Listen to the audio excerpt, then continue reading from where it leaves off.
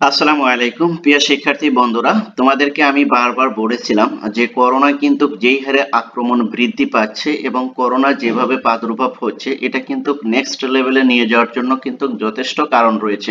ইতিমধ্যেই কিন্তু আমাদের স্বাস্থ্য বিশেষজ্ঞগণ তারা কিন্তু বারবার করোনার সতর্কতা হিসেবে স্বাস্থ্য হাইজিন মেনে চলার জন্য কিন্তু জরুরিভাবে নির্দেশনা দিয়েছে। সেই সঙ্গে দেখো, আমি এর আগে আমার ভিডিওগুলোতে বলেছিলাম যে বাংলাদেশের দুই এয়ারপোর্ট অর্থাৎ হযরত শাহজালাল ইন্টারন্যাশনাল এয়ারপোর্ট এবং শাহ আমানতুল্লাহ ইন্টারন্যাশনাল এয়ারপোর্ট, এই এয়ারপোর্টগুলোতে কিন্তু জরুরি অবস্থা জারি করা হয়েছে। সেখানে কিন্তু মাস্ক পরার নির্দেশ দেওয়া হয়েছে এবং স্বাস্থ্যবিধি মেনে চলার জন্য সর্বোচ্চ চেষ্টা করা হচ্ছে। সেই সঙ্গে সর্বশেষ দেখো, এই যে মোংলা বন্দর কর্তৃপক্ষ কিন্তু অলরেডি কিন্তু বিশেষ সতর্কতা জারি করেছে। দেশের হঠাৎ করে করোনা ভাইরাস সংক্রমণ বৃদ্ধি পাওয়ায় দেশের অন্যতম সমুদ্র বন্দর মোংলা বন্দরে বিশেষ সতর্কতা জারি করা হয়েছে। অর্থাৎ দিন দিন যে করোনা যে বৃদ্ধি পেয়েছে বা বৃদ্ধি পাচ্ছে তার কিন্তু এটা কিন্তু একটা অন্যতম প্রমাণ। তাই তোমরা কি করবে, স্বাস্থ্য বিধিটা সবচেয়ে বেশি ভালো করে মেনে চলবে। আর করোনার সর্বশেষ যে আপডেট সেটা যদি আমি তোমাদের সাথে বলি, গতকাল থেকে এ পর্যন্ত সর্বশেষ আপডেট হচ্ছে হলো 15 জন আক্রান্ত, মৃত্যু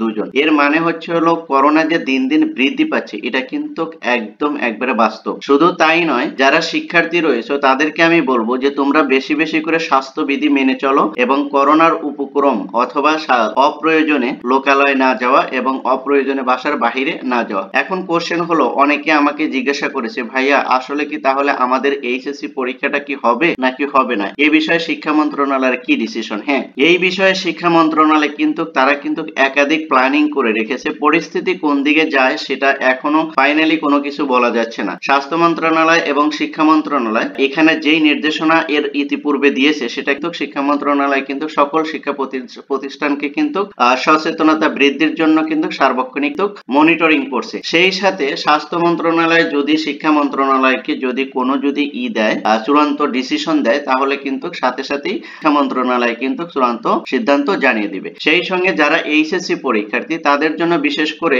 আমাদের শিক্ষা বোর্ড বা শিক্ষা মন্ত্রণালয় এমন কোনো ডিসিশন নেবেন না যেটা তোমাদের জন্য ক্ষতির কারণ হতে পারে। আগে স্বাস্থ্য, তারপর হলো পরীক্ষা। এরপরও যদি দেখে যে করোনা বৃদ্ধি বা করোনার সংক্রমণ কি হারে আছে সেটার বিবেচনা করেই কিন্তু তোমাদের পরীক্ষাটা কিন্তু পিছানো হতে পারে, অথবা তাদের কাছে আদার অন্য কোনো অপশনও রাখছে। তাই তোমরা এই পরীক্ষা নিয়ে টেনশন না করে স্বাস্থ্যবিধিটা মেনে চলো আর বাসার ভিতরে থাকো, বেশি বেশি করে তোমাদের স্টাডিটা চালিয়ে যাও। অ্যাটলিস্ট তোমরা 26শে জুনকে পরীক্ষার ডেট, নির্দিষ্ট ডেট ধরে তোমরা অগ্রসর হতে থাকো। বাকিটা দেশের পরিস্থিতি এবং আমাদের শিক্ষা মন্ত্রণালয় থেকে যদি নতুন কোনো আপডেট যদি আসে তা তো আমরা সঙ্গে সঙ্গে তোমাদের সাথে শেয়ার করব। এ নিয়ে তোমাদের কোনো টেনশন নেই। তোমরা বাসায় পড়তে থাকো, স্বাস্থ্যবিধি মেনে চলো এবং তোমাদের ফ্যামিলির সবাইকে স্বাস্থ্যবিধি মানতে উৎসাহিত করো। এরকম ইনফরমেটিভ ভিডিও পেতে চ্যানেলটি সাবস্ক্রাইব করো এবং লাইক করো, কমেন্ট করো, আর এই ভিডিওগুলো তোমাদের ফ্রেন্ড সার্কেলের ভিতরে শেয়ার করে দিয়ে তাদেরকেও দেখার সুযোগ করে দাও। Thank you so much. আল্লাহ হাফেজ।